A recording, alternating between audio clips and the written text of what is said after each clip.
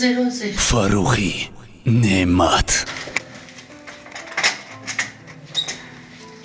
سلام علیکم خاله جون. السلام علیکم. خاله جون، من امروز اومدم که برق شما را خاموش کنم تا همین روز دستگیری کرده تو نیستم. سون شکل گذراندن و میان سویتون ایران نکنم.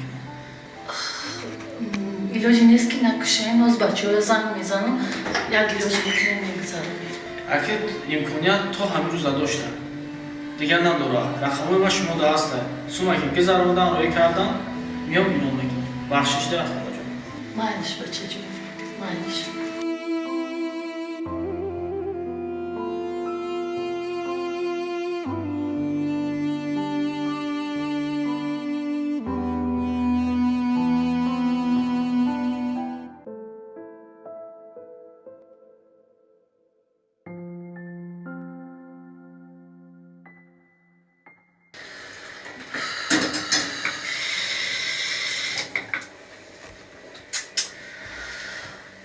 این 2 ماه می شود که مردکم نفقه را نمیگیرم. این بچه هایم پول روی نکردن. اینا برقم خاموش کرده. همین زندگی همش به همین برق پیوسته. نه خالدینی کار میکنه، نه کنیسانی کار میکنه، نه تلویزر کار میکنه. یک با مهربان زنگ زنم چی؟ حتی زرید تلفنم هم تموم میشد. ای رجب علی باور کن همین جاهایی که تو میوری منه دلم رو گرفت. این باغی غلباریم، این طرفه اون طرفه یا همه پاک شده وقتش گذشته است. میدونی با کجا میریم؟ این قسمه جمع میکنیم کی روزی میشود ایمو اسکندرکول میرویم. اسکندرکول او گوش برادریم ها بچه ها شهر نگاه کن. 2 بار نگاه کردم نمیشود. هم جای گفتگی میرویم. این کمازنگ نشه بروی سون.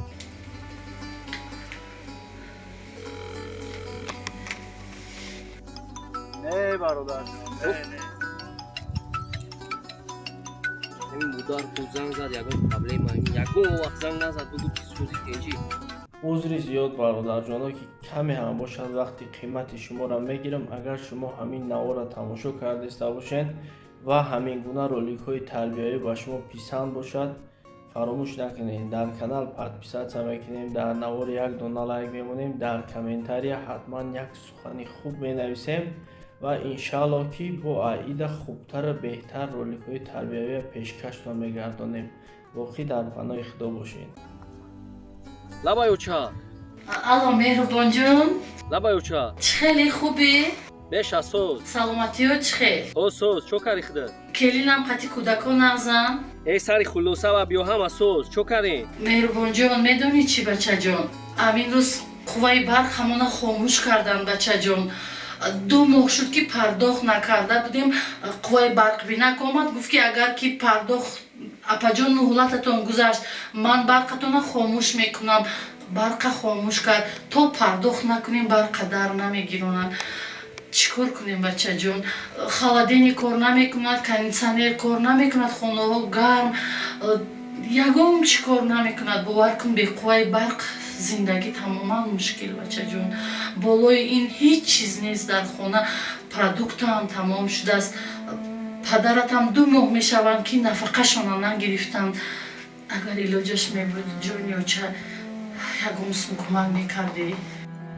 ای اوچا یک بار زنگ نمیزنی که بچه از حفظاتی روحید میکنم، ایسو روحید میکنم، اوسو روحید میکنم. فقط در باره پولگم میزنی که همین یک بچه داری. چی با بدردین زنگ نمیزنی؟ چی با شمس‌الدین زنگ نمیزنی؟ فقط همین من هستم همینجا. من ندارم سموچا غم نتی حوزی خودم قرض دارم. دفعش یک قرضدار ایستادگی هستم. با سری قرضش اومده دادن نمیتونم. اوچا جون بخشش مایلش مهربان جان. فقط تو عصبی نشو.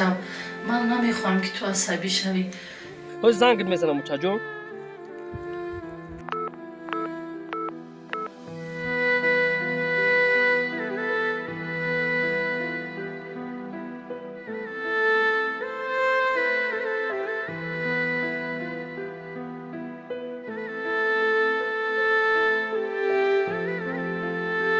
فقط در باره پولگم میزنی. تا همین یک بچه داری. چی با بدردین زنگ نمیزنی؟ چی با شمس‌الدین زنگ نمیزنی؟ فقط همین من هستم همینجا. мусибат хуб нест. ای چی مناسبم مادر نرنجاد ایو همی خیلی نکنی هر روز سم سم سم سم من یگان بانکماتی پلچوبکنی دارم. خای میشم. اسکندرپور میریم ها؟ او اسکندرپور بیا بریم اینجا. بیا بریم. ای راجوالی دودار یک جای میبیوری که باور کن بجای استراحت کنی غارت بشه.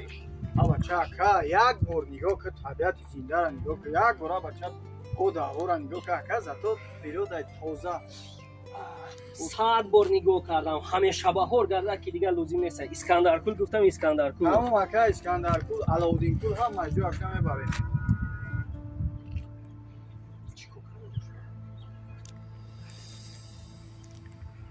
السلام علیکم دختر بانوز. سلام علیکم. این دختر خوشرو چیکار کرده در این راه رو مونده؟ یک ساعت میشه و در همین جایم نمیدونم با این ماشین چی شده است. اوشی ویروش نه ای ما برای چیم؟ میگون مردی همو هایی که در راه یک کس دستش گیری. شما در راه مونده ما شما به منزلتون میبریم. کاری نیکی همه وقت خوب است. باید همه وقت نیکی کنی. من همی خیلی آدمم. همه وقت نیکی میکنم. در راه رو کسی موند. یا همسایه یا تلونده پیش خونه میگو همیشه دستش میگیرم. حقا همین من هستم همینجا با. من ندارم سموچه. غم نتی هوزی خودم قرض دارم. تمام از یکی نکن دختر خوشرو. کم اکا گیستنک به هوزی ما خودم میبینم. برادر چیکار میکنی؟ ندیده استی؟ یک کس در راه مونده دستش گرفتن گناه است اجازه نمیتی. ای رجوالی برادر این زن هستای در راه مونده است دستش گرفتن در کار. این مرد میبود گپی دیگر هستای یوش هست است هیچ گپ ندارد. یک ثواب دیگر زم میکنیم در روزنامه زندگی. عجایب دنیا ده برادر برای مادری خودت کمک میکردی مادری خودت یاردم میدادی ثواب نمیگرفتیم اگر برادر کار درست ای بهترین کار کردی سای نیکی مادرت هم یاردم میدادی این بهترین کار میشید برادر جان. اول برای اویلای خود کمک کردن در کار اول اویلای خودت تامین کردن در کار اول مادری خودت روزی کردن در کار بعد دیگر را برادر جان میدونم که کمک کردن به چی خاطر ای درکی جوان دیدی ها میخوای که دلش به دست بیاری میخوای که استفاده بری 100% برادر جان من فهمیدم ایدل نیت تو گفتم نیکیت کارت کردم میگی برادر جان ما برام مادر در کمک کنم که محتاج کمک ای برادر محتاج کمک.